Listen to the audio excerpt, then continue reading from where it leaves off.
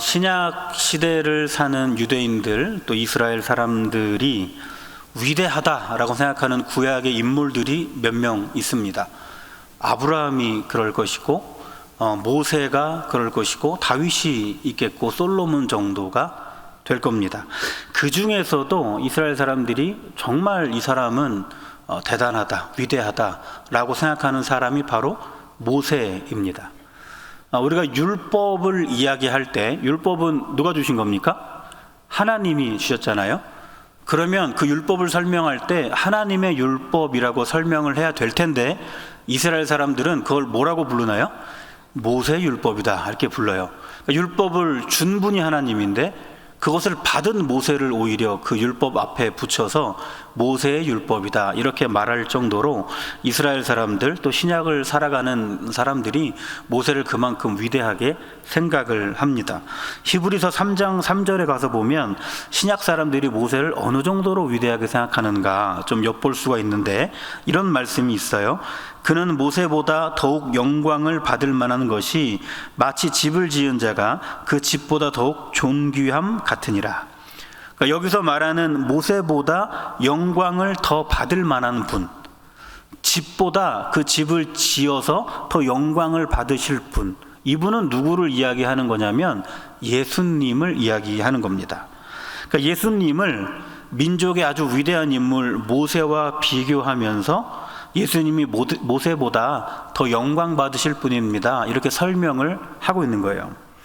누구를 누구와 비교한다는 것은 급이 좀 비슷한 사람끼리 해야 이게 비교가 됩니다. 안 그러면 그건 비교가 아니라 조롱하는 게 되는 거죠. 그러니까 이런 우스갯소리가 있는 걸 다 아실 겁니다. 아버지가 이제 아들에게 잔소리를 하는 거예요. 저 옆집 아들은 좋은 직장도 갔대더라. 저 옆집 아들은 좋은 부인도 만났대더라. 더 옆집 아들은 좋은 회사도 갔대더라. 이렇게 아들을 비교하는 거죠. 아들이 뭐라 그래요? 옆집 아버지는 대통령도 하던데요. 이렇게 한단 말이죠. 이런 식의 마구잡이 비교는 비교라고 하기 어렵고 조롱이라고 하는 거죠.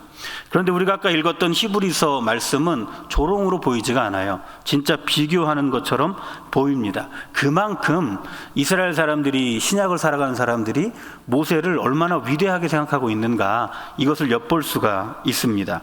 히브리서 3장 말씀을 통해서 얼마나 모세가 이스라엘 사람들에게 각인되어 있는지 우리는 알 수가 있는 거예요.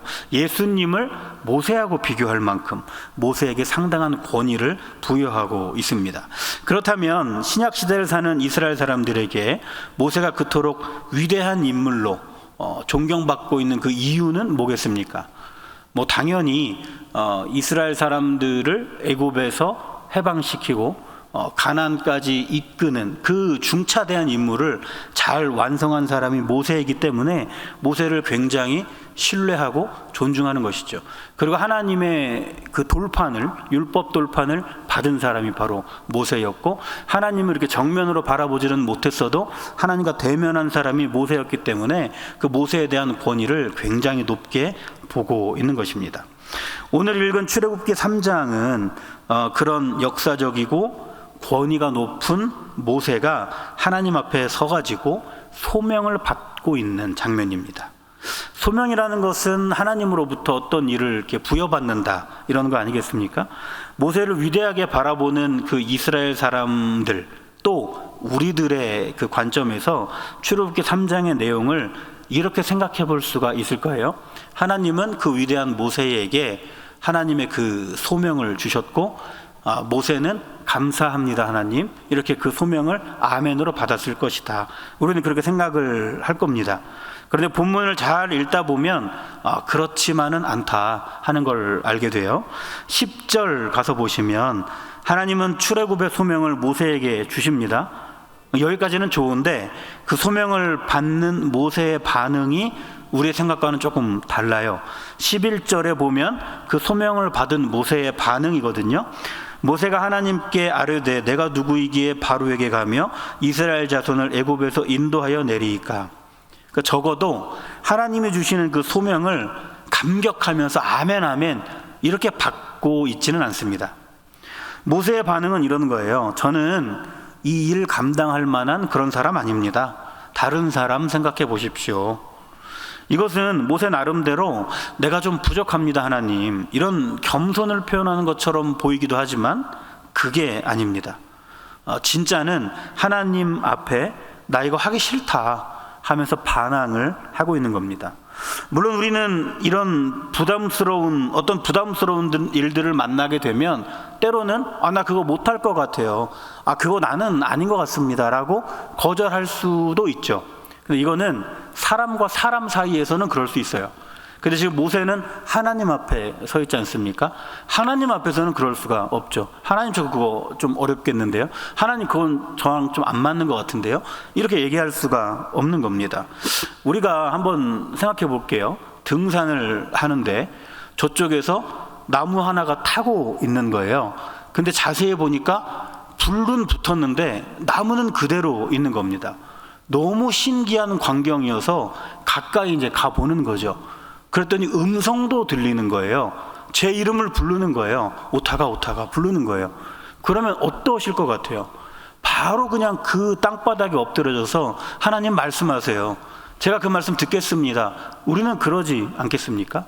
지금 모세에게 하나님이 그렇게 하고 계시는 거예요. 모세야 모세야 부르고 계시는 겁니다. 그런데 그런데 모세는 하나님이 주시는 이 사명을 듣고 저 못하겠는데요 하면서 거부를 하고 있는 거예요. 어떻게 그럴 수가 있을까요? 지금 내 눈앞에 타지 않는 저 떨기나무가 있잖아요. 지금 내 귀에 나를 부르신 하나님의 음성이 있잖아요. 그런데 어떻게 모세는 하나님, 저 그거 못하겠습니다, 하나님 저는 그거 할 사람 아닌 것 같습니다, 이렇게 표현을 하겠습니까? 이거는 단순하게 저는 너무 약해서 그거 하기에는 부족합니다라는 겸손이 아니고 하나님 앞에 거절을 하고 있는 겁니다. 하나님의 말씀을 거절하는 11절을 읽어보면 우리가 생각하는 모세가 그 모세가 맞나? 하는 의심이 들 정도입니다. 왜 모세는 하나님의 말씀 앞에 곧바로 아멘으로 순종하지를 않고 이렇게 반항을 하고 있을까? 이런 의문이 들지만 그거는 우리의 이쪽 마음에 좀 잘 담아 놓으시고 하나님을 향해 거절하는 모세에게 하나님이 어떤 말씀을 이어가시는지를 한번 보겠습니다.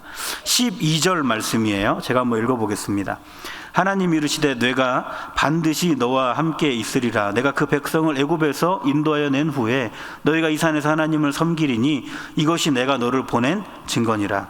이게 무슨 말씀이겠습니까? 하나님, 제가 누구라고 이 일을 할 수 있겠습니까? 다른 사람 시키십시오. 이러면서 하나님이 주신 사명을 거부하는 모세에게 주시는 하나님의 설득인 겁니다. 내가 이 일을 할 만한 그릇이 못 된다고 생각하고 있느냐? 걱정하지 말아라. 내가 반드시 너와 함께 있을 거다. 내 백성이 애굽에서 나오는 모든 여정 중에 내가 일일이 간섭할 거다. 네가 하는 일이 아니고 내가 하는 일이다. 하나님께서 모세에게 이렇게 설득하고 계시는 거예요. 하나님의 설득을 다 들은 모세가 그러면 이번에는 어떻게 반응을 하는지 13절도 한번 보세요. 이렇게 말해요. 모세가 하나님께 아뢰되 내가 이스라엘 자손에게 가서 이르기를 너희의 조상의 하나님이 나를 너희에게 보내셨다 하면 그들이 내게 묻기를 그의 이름이 무엇이냐 하리니 내가 무엇이라고 그들에게 말하리이까. 하나님이 한 번 소명을 주셨고 모세는 거절을 했습니다. 하나님이 다시금 모세를 설득하셨고 13절에서 모세는 다시금 하나님이 주시는 이 당부를 거절합니다. 모세는 왜 이렇게 하나님의 말씀에 순종하지 않으려는 걸까요? 그거는 모세가 과거에 경험했던 어떤 사건이 있었기 때문에 그렇습니다. 그 사건을 통해서 모세는 하나님을 불신하게 되었고 하나님을 향한 반항심을 갖게 되었던 거죠. 그때는 모세가 이 불꽃 가운데서 하나님을 만나기 전 40년으로 돌아가 보면 있는 일인데 2장 11절부터 15절까지의 그때의 상황이 잘 나타나 있어요. 모세가 하나님을 신뢰하지 않기 시작한 때 이렇게 나와 있습니다. 모세가 장성한 후에 한 번은 자기 형제들에게 나가서 그들이 고되게 노동하는 것을 보더니 어떤 애굽 사람이 한 히브리 사람 곧 자기 형제를 치는 것을 본지라. 좌우를 살펴 사람이 없음을 보고 그 애굽 사람을 쳐 죽여 모래 속에 감추니라. 이튿날 다시 나가니 두 히브리 사람이 서로 싸우는지라. 그 잘못한 사람에게 이르되 네가 어찌하여 동포를 치느냐 하매 그가 이르되 누가 너를 우리를 다스리는 자와 재판관으로 삼았느냐. 네가 애굽 사람을 죽인 것처럼 나도 죽이려느냐. 모세가 두려워하여 이르되 일이 탈로 되었도다. 바로가 이 일을 듣고 모세를 죽이고자 하여 찾는지라. 모세가 바로의 낯을 피하여 미디안 땅에 머물며 하루는 우물 곁에 있었더라. 어떤 내용인지 아시겠죠? 모세가 태어났을 때 애굽의 바로는 이스라엘 사람이 자꾸 번성하는 것이 두려워서 이스라엘 아이들을 다 죽이라고 명령했었습니다. 모세의 어머니는 그 아이를 차마 죽일 수가 없어서 몰래 키우다가 이제는 아이가 커서 더 이상 숨길 수가 없게 되니까 갈대 상자에 넣어서 강에 흘려 보내게 되죠. 그것을 애굽의 공주가 건져서 궁에서 키우게 됩니다. 드라마틱하게도 모세의 친모가 유모가 되어서 모세를 기르죠. 모세는 그렇게 애굽의 왕자로 자라지만 친모의 가르침 덕분에 내가 누구인지 정체성을 잃지 않고 자라게 됩니다. 그렇게 모세는 죽지 않고 자라서 애굽의 왕자가 되었지만은 이스라엘 민족들의 삶은 갈수록 더 어려워져 가지고 노예로서 힘든 삶을 살아가게 됩니다. 11절에는 모세가 장성했을 때 고된 노역을 하고 있는 동족을 보았다 이렇게 이야기합니다. 동족들이 고된 노역을 하는 것은 사실은 흔한 일이었기 때문에 모세가 늘 보았던 일일 겁니다. 그런데 이날따라 모세의 피가 거꾸로 솟는 일이 있었던 거예요. 이 동족들이 너무 고되게 일을 하고 있는데 애굽의 관리들이 그 고되게 일하고 있는 동족들을 학대하는 장면을 본 겁니다. 모세가 이날따라 이 솟구치는 분노를 참을 수가 없어서 그 애굽 감독관을 쳐 죽이고 모래에 묻어버리는 일이 있었던 거예요. 아무도 본 사람이 없었다라고 생각을 했는데 이게 바로에게까지 소문이 퍼져서 결국 모세는 왕자 자리를 내려놓고 도망자가 됩니다. 모세가 감독관을 쳐서 죽였을 때 그때 모세의 마음은 어땠을까요? 아마도 나는 지금 아주 정의로운 일을 하고 있다 이렇게 생각을 했을 겁니다. 동족이 이렇게 불합리하게 고난받고 있는 것에 대해서 내가 아주 마땅한 행동을 한 거고 이 일을 하나님께서도 지지해 주실 것이다. 모세는 그렇게 생각했을 겁니다. 그런데 결과는 전혀 그런 결과가 일어나지가 않죠.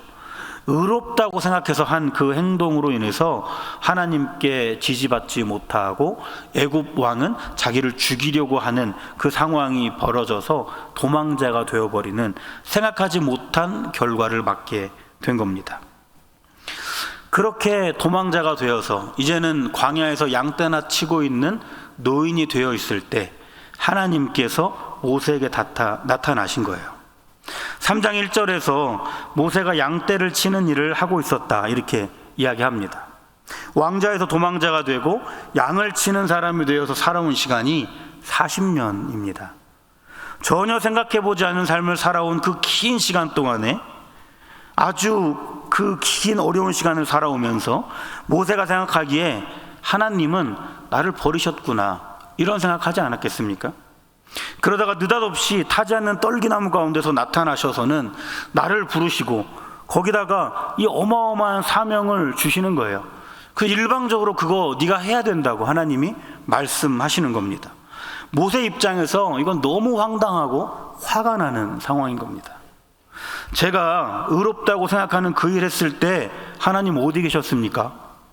그 일 때문에 또 광야에서 40년 동안 살아갈 때 하나님 그때 어디 계셨습니까? 그때 계시지도 않더니 이제 나타나셔서 저한테 이 일을 하라고요? 저 하나님 믿을 수가 없는데요. 하나님 또 이 일 맡겨두고 어디 가시려고요? 모세의 심정이 이렇지 않았을까 생각해 봅니다. 모세가 교만해 보이십니까? 자기밖에 모르는 하나님의 그 높은 뜻을 헤아리지도 못하는 참 교만한 사람 같아 보이십니까? 그러나 이게 정상입니다. 힘든 상황에서는 교만해지고 이기적이게 됩니다. 내가 힘들고 내가 죽겠는데, 내 마음에 분노가 가득한데 어떻게 부드러운 생각이 나오고 상대방을 이해하는 마음이 나오겠습니까? 모세도 지금 그런 거예요. 한 나라의 왕자에서 본인이 생각할 때는 그 억울한 일로 도망자가 되어서 광야의 야인이 되어버렸잖아요. 이 과정에서 하나님은 아무런 도움도 주시지 않는 것처럼 느끼고 있지 않습니까? 모세 안에 상처가 된 이 마음, 화병이 날 만큼 답답한 마음이 얼마나 심했던지 하나님께서 말씀하시는데도 모세는 그냥 받아쳐버립니다. 이런 모세의 사정을 알고 오늘 읽은 출애굽기 3장을 다시 보시면 모세가 왜 이렇게 하나님 앞에 반항하고 있는지 조금 이해가 됩니다. 소명을 주시는 하나님께 모세는 11절에서 이렇게 답했죠. 제가 누구이길래요? 지금까지 안 보이시더니 갑자기 저에게 이런 일을 맡기십니까? 저 혼란스럽습니다. 그것에 대해서 하나님은 12절에서 이렇게 설명을 해주시는 거예요. 내가 너와 반드시 함께 있을 거야. 나는 너와 늘 함께 있는 자야. 너는 내 백성, 내가 보호하는, 내가 늘 함께하는 내 아들이야. 이 말이 왕자의 자리에서 도망쳐가지고 40년 동안 살아왔던 모세를 더 힘들게 하지 않았겠습니까? 자신이 하나님께 버려졌다고 생각하고 있는 이 모세에게 내가 너와 반드시 함께한다, 이 말은 공감이 안 되는 말이에요. 그러면 지금까지는요. 그래서 이번에는 이 민족의 상황을 끌고 들어와서 하나님 앞에 또 한 번 반항을 하는 거예요. 그게 13절인데요. 하나님 좋아요. 제가 하나님께서 보내셨다고 이스라엘 백성들 앞에 서면 이스라엘 백성들은 아마 이렇게 반응할 겁니다. 하나님? 무슨 하나님? 이게 무슨 뜻이냐면 모세도 그렇지만 이스라엘 역시 하나님을 별로 신뢰하지 않고 있다는 겁니다. 출애굽기 12장 20절에 보면 이스라엘 민족이 애굽에서 지낸 기간을 430년이라고 말해요. 상당한 기간을 노예로 지냈죠. 애굽에서 2세가 태어나고 또 3세가 태어나고 그렇게 대대손손 후손들이 태어나는데 이스라엘 사람들의 상태가, 그 상황이 안 바뀌어요. 계속 노예입니다. 아들도 노예, 손자도 노예, 증손자도 노예, 계속해서 노예 생활을 하고 있는 겁니다. 이렇게 언제 끝날지도 모르는 막막한 삶 속에서 하나님만을 바라보는 그 신앙, 이게 이들 안에 있을 수가 있겠습니까? 신앙이 남다른 그 몇 사람, 아주 그 소수의 사람만 여호와 신앙을 붙잡고 살았을 것이고, 아마 대부분의 이스라엘 사람들은 이미 수백 년의 시간 동안 노예로 살면서 애굽화 되어버려서 애굽인들이 섬기는 신을 섬기고 살고 있지 않았을까 생각합니다. 그렇게 변하지도 않고 앞으로도 변할 것 같지도 않은 이 430년이라는 시간이 흘러버렸습니다. 이 긴 고난의 세월을 살아오고 있는 이스라엘 백성들 앞에서 하나님이 보내셨습니다라고 말하면 그들이 뭐라고 반응하겠습니까? 하나님? 무슨 하나님? 그러실 거라는 거예요. 모세가 말하고 있는 것이 바로 이겁니다. 하나님, 지금까지 어디 계셨어요? 그동안 우리가 얼마나 힘들었는데 갑자기 지금 나타나셔서 이렇게 말씀하시면 어떻게 합니까? 이스라엘 사람들 이제 하나님 별로 생각하지 않고 살아요. 모세가 이런 말을 하고 있는 겁니다. 모세의 투정 앞에 하나님께서 15절에 이렇게 또 말씀하세요. 나는 너의 조상의 하나님 여호와 곧 아브라함의 하나님, 이삭의 하나님, 야곱의 하나님이다. 나는 너희와 언제는 함께 있고 언제는 함께 하지 않는 그런 하나님 아니다. 아브라함으로 시작되는 내 백성의 시작 때부터 지금까지 늘 함께 있는 자가 나다라고 하나님은 설명합니다. 힘들어 죽겠을 때가 있었지. 그때 내가 너의 곁에 없었을 것 같니? 아니다. 그때도 나는 있었다. 노예 생활하는 그 수백 년의 시간 동안 내가 어디를 갔다 온 줄 아니? 아니다. 너희들의 삶 속에 내가 같이 있었다. 나는 아브라함의 하나님, 이삭의 하나님, 야곱의 하나님이다 라는 말의 의미가 이겁니다. 이스라엘이 애굽에서 더부살이하는 430년 동안, 모세가 광야에서 고독하게 보냈던 40년 동안 하나님은 그들을 떠나 있었던 것이 아니라 늘 함께 있었다고 말씀하고 있습니다. 그러면 늘 함께 하신다는 하나님께서 왜 이스라엘에게 이 고된 430년, 모세에게는 이 고독한 40년을 주셨을까요? 그것은 그들에게 그 시간이 필요했기 때문에 그렇습니다. 그 광야 같은 시간이 그들에게 필요해서 주신 겁니다. 이스라엘에게도 모세에게도 그 시간이 필요해서 주신 것인데, 오늘은 모세에게 왜 40년의 시간을 주셨는가, 그것만 생각해 보려고 합니다. 모세는 왕자였을 때 많은 힘과 고난이 있었죠. 이 많은 고난과 힘은 하나님을 의지하지 않아도 되는 삶을 살게 했습니다. 하나님을 의지하지 않아도 내가 힘이 많고 내가 고난이 많기 때문에 하나님 굳이 생각하지 않고 살았던 것이죠.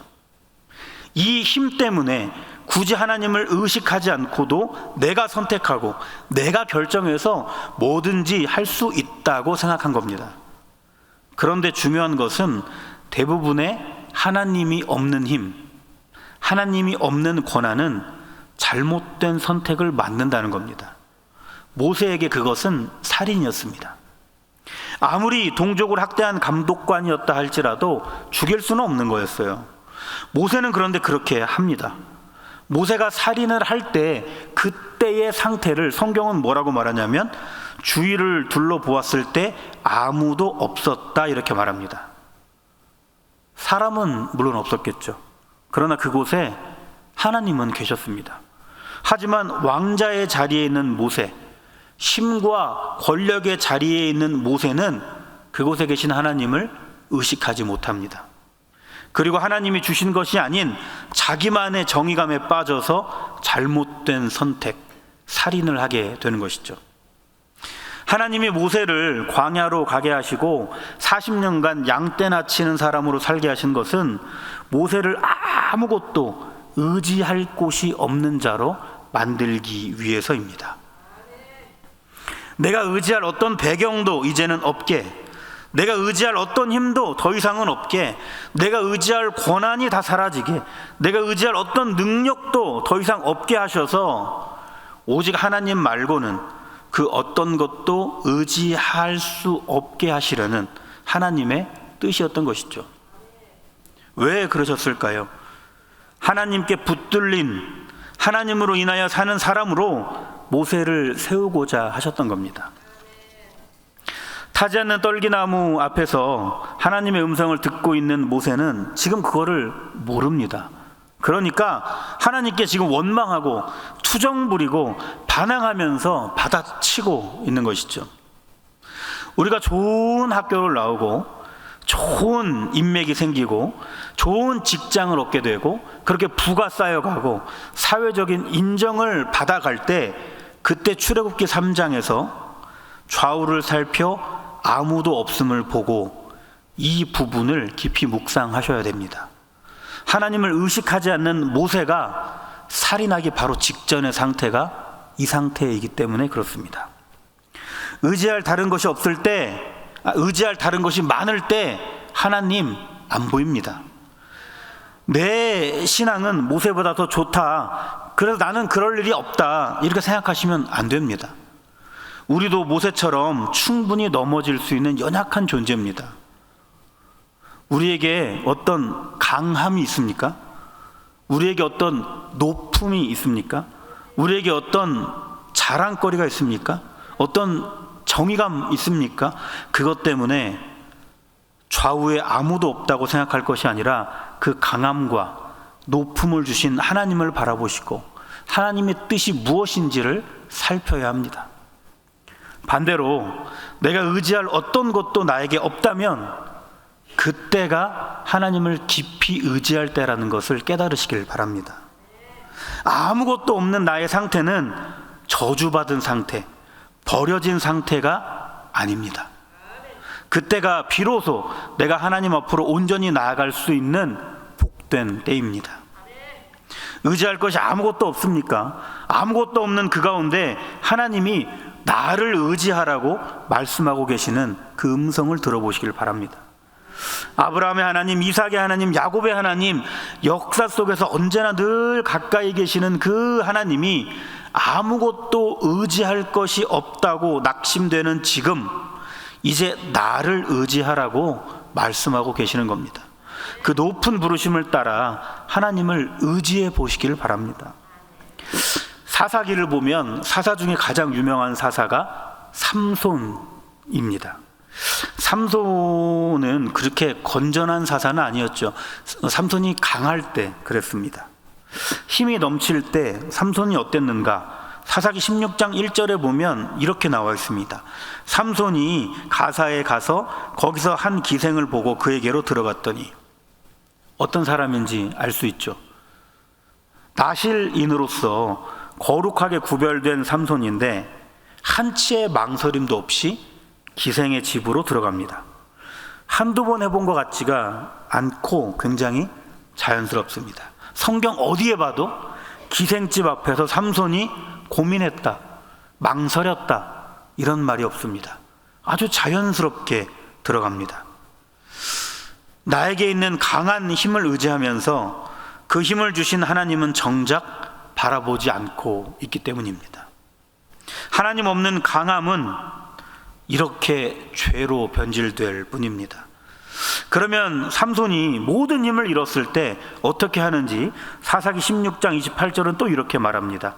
삼손이 여호와께 부르짖어 이르되 주 여호와여 구하옵나니 나를 생각하옵소서. 하나님이여 구하옵나니 이번만 나를 강하게 하사 나의 두 눈을 뺀 블레셋 사람들에게 원수를 단번에 갚게 하옵소서. 의지할 힘이 없어지니까 이제 삼손이 하나님을 보기 시작합니다. 그리고 하나님께 부르짖는 거예요. 부르짖는 삼손에게 하나님은 어떻게 응답하시는가? 20절, 30절 가서 보시면 삼손이 블레셋 사람들을 살아있었을 때, 강할 때 처단했던 것보다 마지막 때 처단했던 것이 훨씬 많았다, 이렇게 이야기합니다. 나를 의지할 때는 망하게 됩니다. 하나님을 의지할 때 강하게 됩니다. 모세가 왕자일 때는 이거를 몰랐던 거예요. 그러니까 사람을 죽여놓고도 그 일을 의로운 일로 여기고 그 일로 왕자의 자리에서 도망자가 된 것을 억울해하고, 오히려 하나님은 뭐 하셨냐고 하나님 앞에 원망하는 마음을 품게 되는 것이죠. 나의 생각으로 선택하고 결정하고 행동하지만 그것이 잘못인지 아닌지도 모르는 겁니다. 더 중요한 것은 모든 결정 중에 하나님을 굳이 찾지 않는다는 거예요. 그리고 이것은 또 다른 잘못된 결정을 만들어 가게 됩니다. 결론적으로 하나님을 원망하는 것으로 끝나게 됩니다. 어떨 때 그렇습니까? 나를 의지하고 하나님을 바라보지 않을 때. 하나님께서는 모세에게 있는 모든 능력과 권력과 그 위치에서 그를 내려오게 하신 겁니다. 그래야 하나님만을 의지하는 자가 되기 때문에 그런 것이죠. 오늘 읽은 출애굽기 3장은 하나님만을 의지하도록 이끄시는 하나님과 자신의 못마땅한 삶의 모습으로 마음에 화가 차 있는 모세가 만난 그 이야기입니다. 이렇게 하나님과 만난 모세는 하나님께 반항하고 하나님을 거부했지만 하나님의 끝없는 설득으로 결국에는 하나님과 동행하면서 열재앙을 경험하고 불기둥과 구름기둥을 경험하고 갈라지는 홍해를 만나고 만나와 메추라기도 경험하고 돌판도 받고 회막을 만들어 하나님 앞에 제사하면서 하나님을 의지하는 사람으로 점점 변해갑니다. 신명기는 모세가 이스라엘 백성에게 남긴 유언과 같은 말씀인데, 신명기 31장에서 모세는 이렇게 말해요. 너희는 강하고 담대하라. 두려워하지 말라. 그들 앞에서 떨지 말라. 이는 내 하나님 여호와 그가 너와 함께 가시며 결코 너를 떠나지 아니하며 버리지 아니하실 것임이라 하고, 모세가 이렇게 고백하고 있어요. 한 번 더 읽어볼까요? 내 하나님 여호와 그가 너와 함께 가시며 결코 너를 떠나지 아니하시며 버리지 아니하실 것임이라 모세가 고백하는 거예요. 하나님의 부르심 앞에서 죄가 누구라고 그거 합니까? 이스라엘 백성들이 하나님은 무슨 하나님? 그럴 겁니다. 제 40년의 시간 동안 하나님 어디 계셨습니까? 이렇게 하나님 앞에 울분을 토했던 모세가 하나님과 동행한 뒤에 이렇게 변해버린 거예요. 여호와 그가 너와 함께 가실 거다, 결코 안 떠날 거다. 모세가 이스라엘 사람들에게 이런 유언을 남기고 있는 겁니다. 얼마나 달라졌는지 느껴지십니까?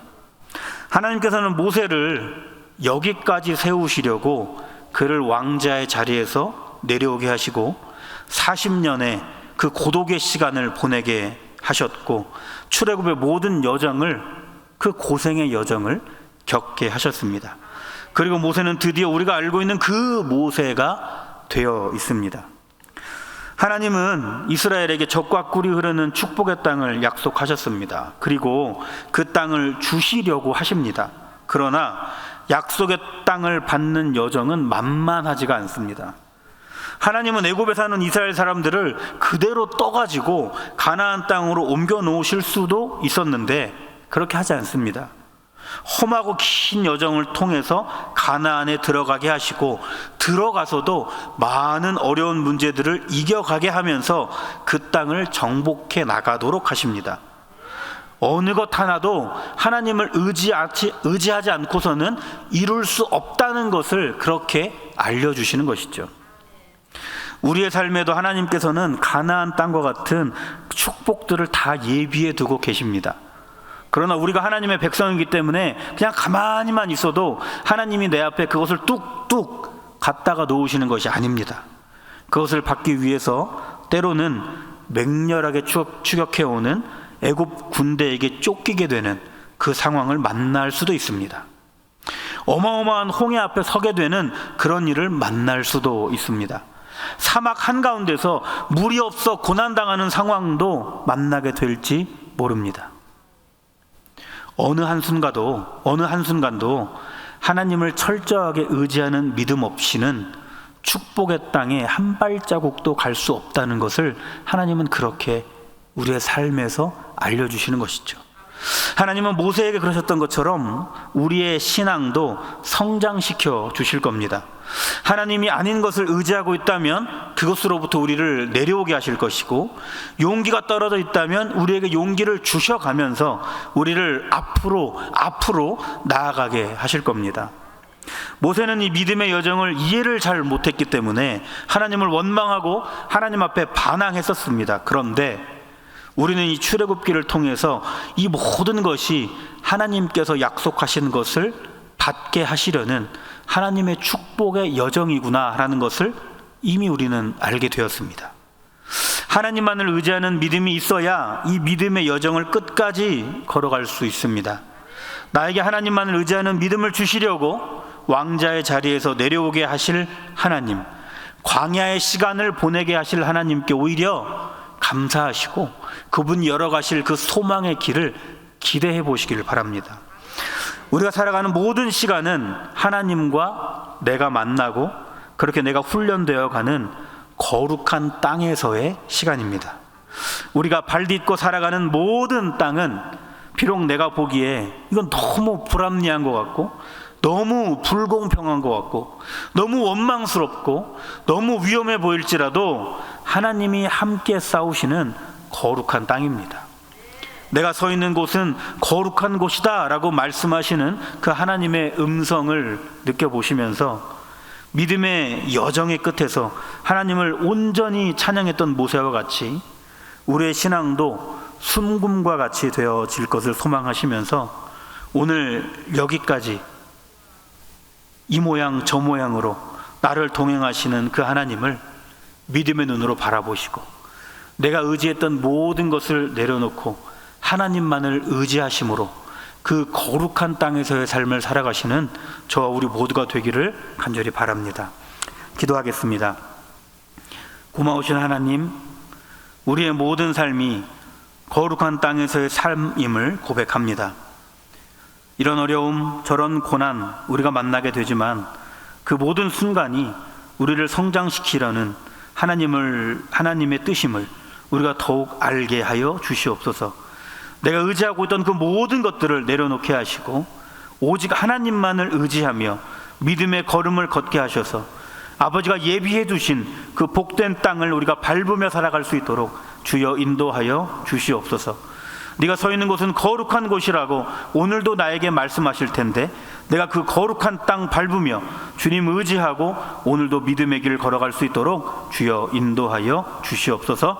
모든 말씀 예수님의 이름으로 기도합니다. 아멘.